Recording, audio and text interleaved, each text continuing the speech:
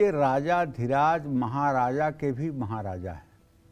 श्री कृष्ण जो है राजा महाराजा के भी राजा है।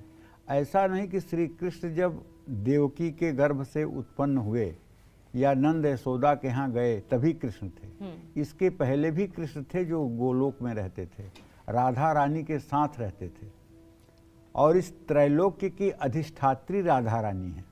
पूरी दुनिया कृष्ण की पूजा करती है, लेकिन कृष्ण राधा रानी की पूजा करते हैं जी। ठीक है, तो इस त्रैलोक्य की अधिष्ठात्री जो है वो राधा रानी है। और जब जब पृथ्वी पर भार बढ़ता है, पापी बढ़ते हैं, अत्याचार बढ़ता है, भक्ति की दुर्गति होती है, ज्ञान वैराग्य लोप होने लगता है, तब तब प्रभु मानव शरीर धारण करके और इस पृथ्वी का भार उतारने के लिए धरती पर आते हैं जी। और धरती पर आते हैं तो सब कुछ मानव जैसा ही व्यवहार करते हैं, कुछ ऐसा व्यवहार नहीं करते हैं जो भगवान या चमत्कार के रूप में आपको दिखाई दे। सब कुछ मानवेतर दिखाई देता है। ठीक है, तो आज गोवर्धन पूजा है।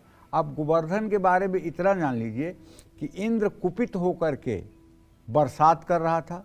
1 सप्ताह तक लगातार गिरिराज को अपनी उंगली पर उठा करके और 84 कोस के जितने भी गोप गोपी थे, उनके जो गाय बैल पशु थे, सबको उस गोवर्धन पर्वत के नीचे भगवान ने बचाया था।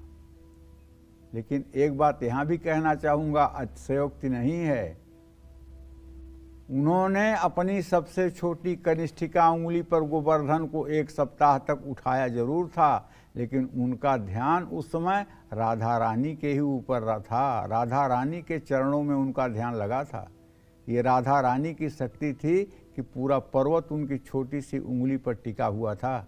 इस शक्ति को भूलना बहुत बड़ी भूल होगी।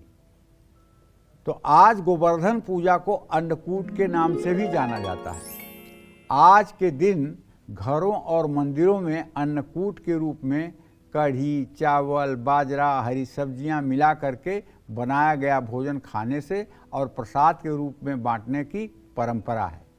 आज के दिन व्यक्ति गोवर्धन के प्रसाद के रूप में ये सब चीज़ें खाते हैं, दूसरों को भी खिलाते हैं या दान करते हैं, या उसके घर में अन्न के भंडार हमेशा भरे रहते हैं। ऐसे लोग जो उत्तम उपाय करते हैं। भविष्य पुराण के अनुसार आज के दिन किया गया दान अक्षय हो जाता है और भगवान विष्णु का आशीर्वाद मिलता है। अगर आपको इसका असली स्वरूप देखना है तो आज आप उत्तर प्रदेश के मथुरा जिले में गोवर्धन नाम के स्थान पर गिरिराज स्थित हैं। वहां पहुंच करके आज इसका आप असली स्वरूप देख सकते हैं। वहाँ गिरिराज का दान घाटी में मंदिर है, जिनका दर्शन कर सकते हैं, जहाँ दीपदान का बहुत बड़ा महत्व तो है। मुझे भी इस दीपावली पर वहाँ जाने का मौका मिला था, दीपदान करने का मौका मिला था। और वहीं से लगभग गिरिराज के मंदिर से 1 किलोमीटर की दूरी पे मानसी गंगा मंदिर है। मानसी गंगा आप जरूर जाइएगा।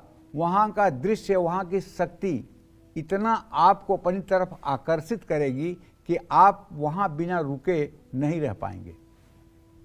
और उसके बाद 21 किलोमीटर की जो परिक्रमा है गोवर्धन जी की, अगर आपका स्वास्थ्य अच्छा है तो आपको पैदल करनी चाहिए। अगर आपका स्वास्थ्य नहीं ठीक है तो इस समय तो बैटरी रिक्शा की भी सुविधा है, उससे भी आप परिक्रमा कर सकते हैं। बीच में राधा कुंड पड़ेगा। राधा कुंड में जिन लड़के लड़कियों का स्नान नहीं हो रहा है, अगर वो गोवर्धन की परिक्रमा करते हुए और राधा कुंड में जा कर के और राधा कुंड का जल अपने ऊपर 7 बार छिड़क लें तो निश्चित रूप से उनका विवाह हो जाएगा।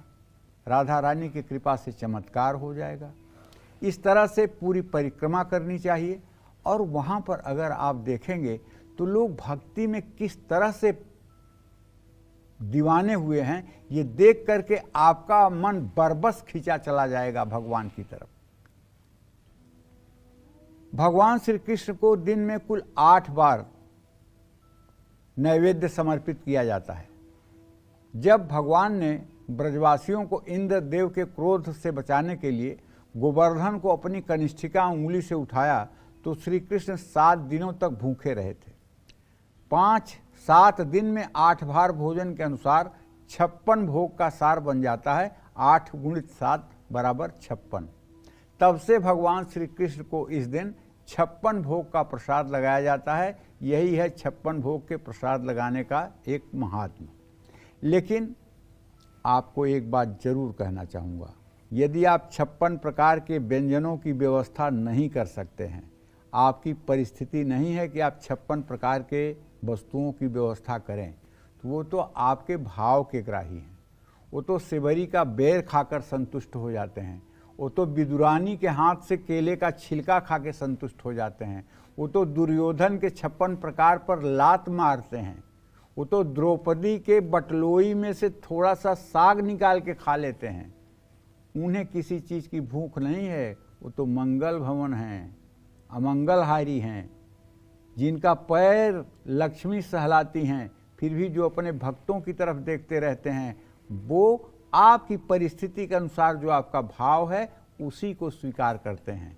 हाँ, अगर भगवान ने आपको सामर्थ्य दिया है तो आपको 56 प्रकार का भोग बनवा करके भगवान को अर्पित करना चाहिए और जन समुदाय में भी वितरित करना चाहिए। लेकिन अगर आप 56 प्रकार के भोज बनाने में असमर्थ हैं, आपकी आर्थिक स्थिति नहीं है, आपकी स्थिति नहीं बन पा रही है, तो आप जो भी नैवेद्य बनाएं, जो भी भोजन बनाएं, उसे उन्हें अगर आप श्रद्धा के साथ समर्पित करें तो मैं विश्वास के साथ कह सकता हूं कि वो 56 प्रकार ही समझ करके उसको स्वीकार करेंगे। इसमें कोई दो राय नहीं है। जय मां विंध्यवासिनी।